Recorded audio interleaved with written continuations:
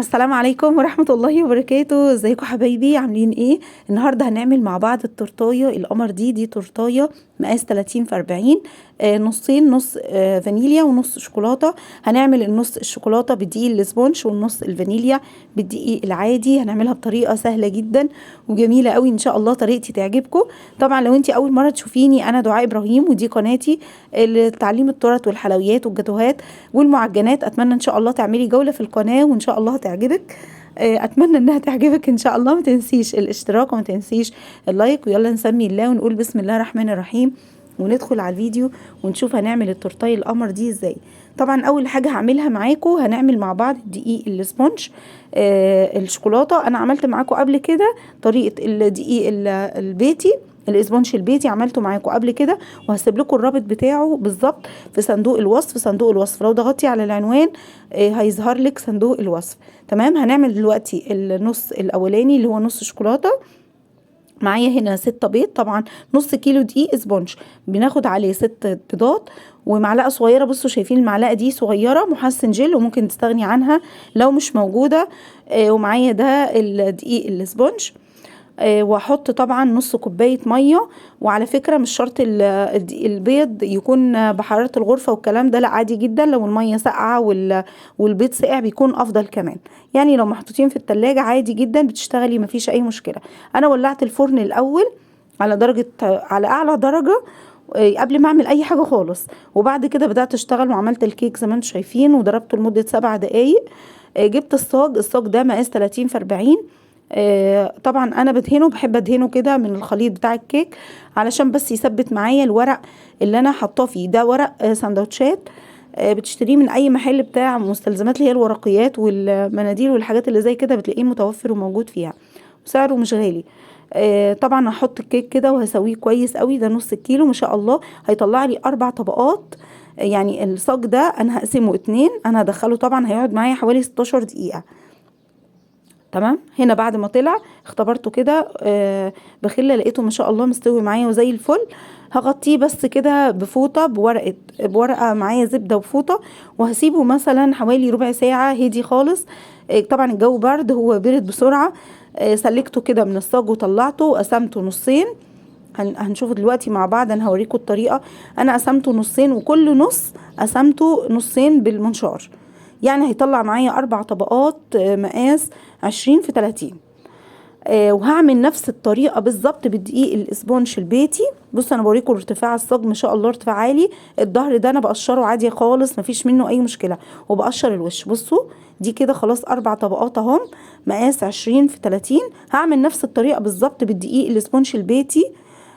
وطبعا هسيب لكم الفيديو بتاعه بالتفصيل في صندوق الوصف. هنا بقى هنبدا. طبعا انا عملت ده الفانيليا ده بالاسبونج البيتي. عملت التورتايه دي خدت معايا نص كيلو كريم شانتيه. تمام. انا ضربت هنا كوبايتين 2 الاول كريم شانتيه، ومعايا خليط التسقيه ده عباره عن لبن بودر ومعلقه كريم باستري وسكر وممكن فانيليا. وطبعا بسقي بيه، ممكن انت تسقي بسيرب خفيف. دي حاجه بترجع لك انت. تمام. هنا بقى اخدت الكريمه. انا ضربت كوبايتين كريمه حطيت كوبايتين كريمه على 3 كوبايات ميه على 4 معالق لبن بودر على 4 معالق كريم باستري وحوالي نص كوبايه سكر. وضربتهم وخدت جزء منهم حطيت عليه كاكاو علشان بس يدي اللون ده. ممكن تحطي عليه جنيش. انا في اغلب الطرق اللي انا بعملها بحط جنيش ونوتيلا على النص اللي هو نص الكريمه التاني اللي انا هعمله بالشوكولاته. بس ده انا حطيت نص كاكاو وحشيت ل4 طبقات زي ما انتم شايفين كده. بقيت اسقي وحطيت شوكليت شيبس او كريسبي في الحشوه اللي في النص.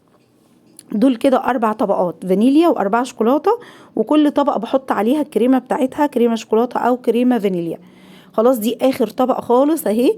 انا بس عشان اختصر معاكم في الوقت بتاع الفيديو. ما تنسوش لو وصلتوا معايا لحد هنا، ما تنسوش تصلوا على الرسول عليه الصلاه والسلام، ما تنسوش اللايك للفيديو. واتمنى ان انتي لو مش مشتركه وبتسمعيني تشتركي وتعملي جوله في القناه وان شاء الله تعجبك.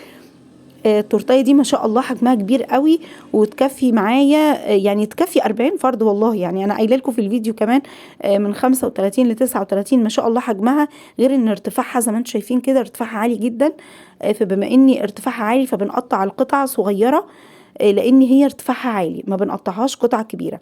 خلاص كده انا دي اخر كريمة معايا على فكرة من كوبايتين الكريمة، يعني دول اخر شوية كريمة معايا. هضرب كوبايتين الكريمة التانيين عشان اجلس بيهم، يا دوبك دول بس انا حطيتهم كده علشان الم الفرافيت بتاعة الكيك اهي كده. خلاص دخلتها التلاجة حوالي نص ساعة، وضربت كوبايتين كريمة تانيين، وخدت برضو جزء عملته من الكريمة، حطيت عليه كاكاو او بتحطي عليه جانيش شوكولاتة، وجزء سبته فانيليا بيضة كده، كريمة بيضة. هنا هبدأ اجلسها، وطبعا انا استخدمت الكيس الحلواني بيكون اسهل ان انت تاخديه وتوزعي بيه الكريمة. عملت الاول الجزء اللي هو الابيض، وبعد كده هعمل الجزء الشوكولاتة. انا ما كانش فارق معايا كمان من فوق، لاني فوق كل ده احنا هنغطيه، اهم حاجة بس من الجناب كده بالسكلبر وبالراحة. عملت بقى الجزئين عشان ما ضيعش معاكم الوقت، وبعد كده جبت القمع وبدأت اقسمها، قسمتها 4 تربع زي ما انتم شايفين، كل جزء قسمته باللون بتاعه. الشوكولاته حددته بالشوكولاته كريمه الشوكولاته، والفانيليا حددتها بالكريمه الفانيليا. وبعد كده حددتها من تحت برضو عملت عليها داير ما يدور بالكريمه.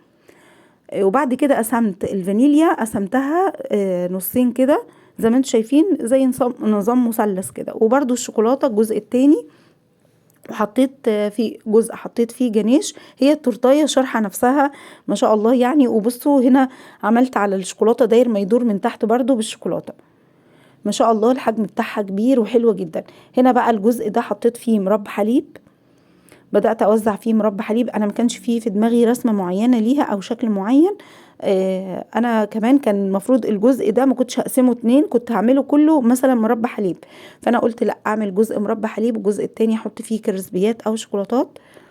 هنا حطيت بقى شوية كريسبي أو شوكولاتة مالتيزر، وهحط هنا شوكولاتة أوريو أو بسكوت أوريو، هحط هنا بسكوت أوريو. وبعد كده هنعمل الجزء التاني اللي هو الفاكهة. وطبعا الجزء اللي فيه الشوكولاتة حطيت فيه شوكولاتة فلوتس وشوية كريسبيات، وعملت عليها خطوط كده بالجنيش نفسه. طبعا الجنيش عملت معاكم قبل كده علشان بس يعني طبعا انا ما جبتش طريقة الجنيش والحاجات دي، لان انا عملتها معاكم قبل كده على القناة.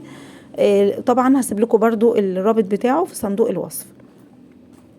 خلاص كده هبدأ بقى، وهنا بحط عليها خطوط بالجنيش. هبدأ بقى ارص هنا معايا الفاكهة. طبعا الفاكهة انا قطعتها بعد ما خلصت جزء الشوكولاتة. جبت الفاكهة بتاعتي وقطعتها. الفراولة طبعا اول حاجة انا حطيتها، وبعد كده حطيت كيوي، وبعد كده هحط تفاح. وعملت تفاح اللي هو دي العصفورة الاخضر واحمر، وعملت برضو برقوق ورصيت هنا ده برقوق. طبعا انا برص الرصة مش بيكون في دماغي برضو رصة معينة او شكل معين، انا بشوف ايه الالوانات، بحاول اوزع الالوانات بتاعت الفاكهة كده عشان كلها تكون متناسقة مع بعض وتدي شكل حلو.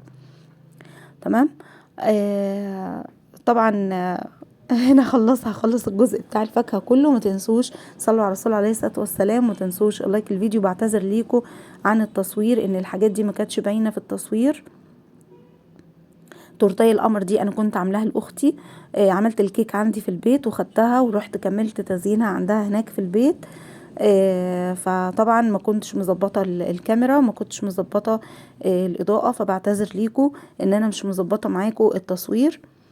هنا الجزئين التانيين انا عملت هنا جزء بجيلو الفراولة وجزء بجيلو المانجا، واحط عليها خطوط من الجنيش وخطوط من الكريمة البيضة. طبعا الجزئين دول انا كنت محتارة احط فيهم ايه، فانا قلت احط فيهم جيلوات بتدي شكل برضو حلو. الالوانات بتاعتهم هتكون ماشية مع الالوانات بتاعت الفاكهة، اللون الاورنج واللون الاحمر. فحطيت جنب الفاكهة اللون الاورنج اللي هو الجيلو المانجا، وحطيت جيلو فراولة. وبعد ما حطيت هنا خططتها كده علشان اعمل اديها الشكل اللي احنا هنشوفه دلوقتي ده. حطيت كريمة وجنيش. طبعا عملتها كده. بصوا انا عاملاها بسكينة، ممكن باي حاجة مش لازم مخلة، لو مش موجودة بقى هنقعد نقف هنا، لا جبت حرف سكينة كده ورحت جاية مخططاها. وخلاص كده خلصت التورتايه القمر بتاعتنا. هنا حطيت بس على المربى الحليب حطيت شويه كريسبي صغيرين خالص بس. وكانت دي التورتايه ما شاء الله زي ما احنا شايفين كده جميله وشكلها حلو قوي. اتمنى تكون عجبتكم، واتمنى ان انتم ما تنسوش تعملوا لايك والاشتراك لقناتي لو انتم مش مشتركين. واسيبكم في رعاية الله، وانتظروني ان شاء الله في فيديو جديد وتورتية جديدة ان شاء الله. وبحبكم جدا جدا، واسيبكم في رعاية الله، والسلام عليكم ورحمة الله وبركاته.